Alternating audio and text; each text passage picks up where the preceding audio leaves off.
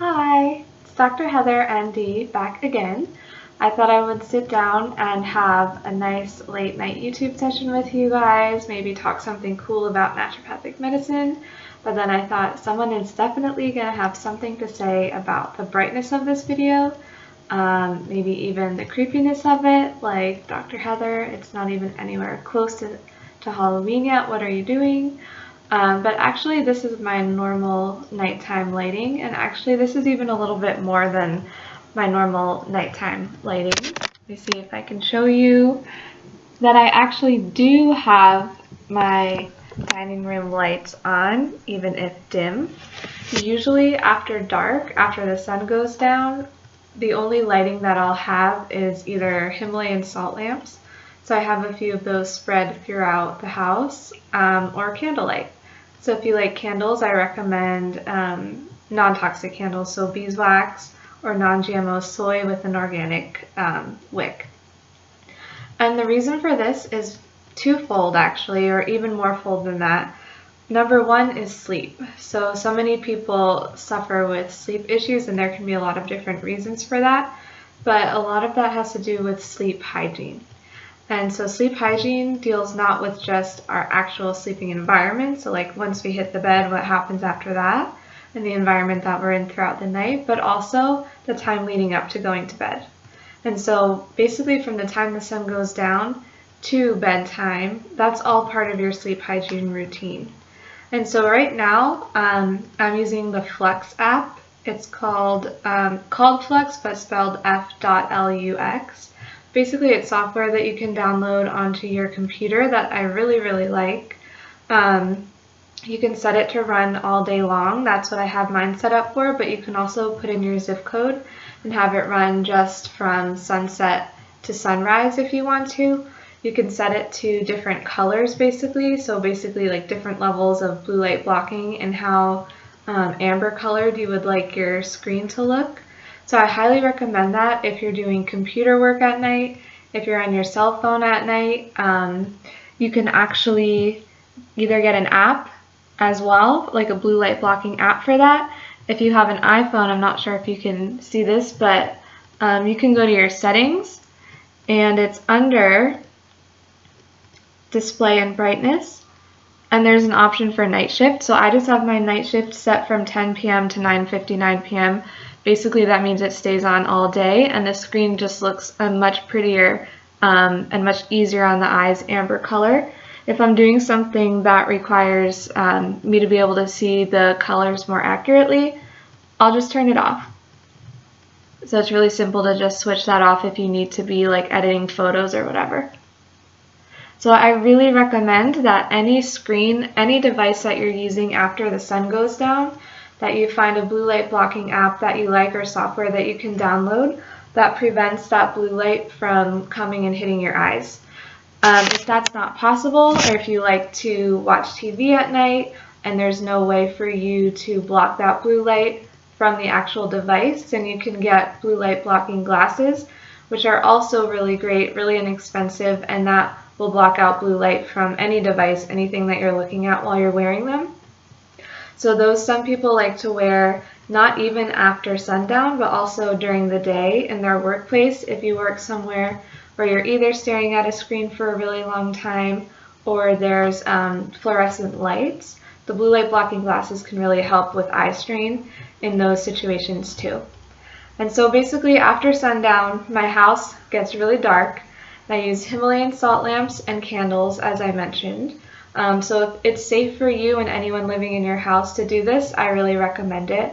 And again, this is many-fold. So one of the reasons for the effects of light on your sleep cycle is when light comes and hits your eyes, it gets processed by your brain. And when your brain senses that there's light coming in, it decreases the hormone melatonin. So melatonin, as we know, is the sleep hormone. When levels go down, our body doesn't prepare as much for sleep. And so for a lot of people, if they have a lot of light exposure after sundown, they have difficulty falling asleep. And so I definitely recommend, if you do have trouble sleeping, even if you don't, just to try to optimize your sleep, because sleep is so important for so many areas of health and so much functioning during the day, as I'm sure you've noticed if there's nights that you haven't gotten good sleep. I highly recommend trying to reduce blue light exposure and just light exposure in general after sundown. Another way to promote good sleep is that continuation of sleep hygiene, as I was talking about earlier in the video, not just from the before bedtime kind of time frame, but also throughout the night. So if you're somewhere where there's a lot of light that might stream in through your window all throughout the night, definitely invest in blackout curtains or blinds, or even both if you really want to double up. If that's impossible for whatever reason, you could try the eye masks. So those masks that you wear over your eyes and you can put them on at bedtime. So again, really important to try to reduce exposure to light and blue lights in the time leading up to bedtime, and then to try to keep your room as dark as possible once you actually go to bed. Another reason for this light-dark regulation ties into our hormones, especially women's hormones. So it's not just melatonin, which we talked about before, that's affected by light, but especially women's hormones. If you think about the natural lunar cycle, so the nights get brighter and brighter as we approach the full moon, and as we approach the new moon, they get darker and darker. Back in the day, when there was no light pollution, and women's bodies and hormones were really synced up with that light and dark cycle, women would generally actually be menstruating and ovulating around the same time each month, and that's because we really are set up to naturally align with that light and dark cycle. So one way that we can sort of reenact that or replicate that as closely as possible in our modern day lives is to keep the bedroom really, really dark at nighttime while we're in bed, while we're sleeping, except the exception to that rule is the night of the full moon and the night before and the night after. So that 3-day succession surrounding the full moon, it's okay if you would want to leave like your Himalayan salt lamp on, or a night light, or if you have an oil diffuser that has a light on it. It's not a bad thing to have a little bit of light in the room during those 3 nights of the month. Aside from that though, to really optimize your female hormones and really optimize that melatonin as well, it's important to try to keep the room as dark as possible at night. So that's a little bit of an introduction to why it's so important to keep light during the daytime and keep things a little bit darker as much as possible in the nighttime. It's just what our bodies are naturally used to. It's what we evolved with, and it's what allows for optimal sleep, optimal functioning, optimal health, basically of our entire systems. So I do have a blog post that I've written on this called Sleep Hygiene.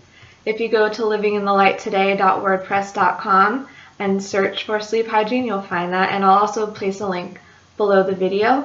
I go into a lot more detail on optimizing your sleep, the importance of the light-dark cycle, and lots more information about just sleep hygiene in general, so feel free to check that out. And if you have any questions about anything we talked about here, or anything was unclear, I can definitely go into more detail and hopefully answer those questions for you. So thanks for watching, and good night.